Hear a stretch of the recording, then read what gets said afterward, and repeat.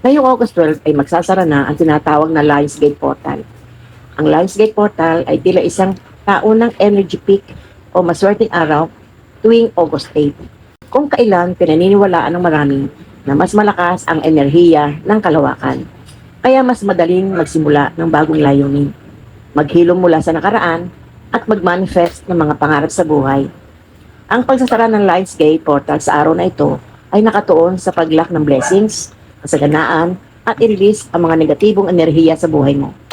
Bilang pampaswerte ngayong pagsasara ng Lionsgate Portal, maglagay ng kaunting asin sa iyong kaliwang palad, patakan ng tubig, at ikuskus ang mga kamay habang binabanggit ang affirmation na ito.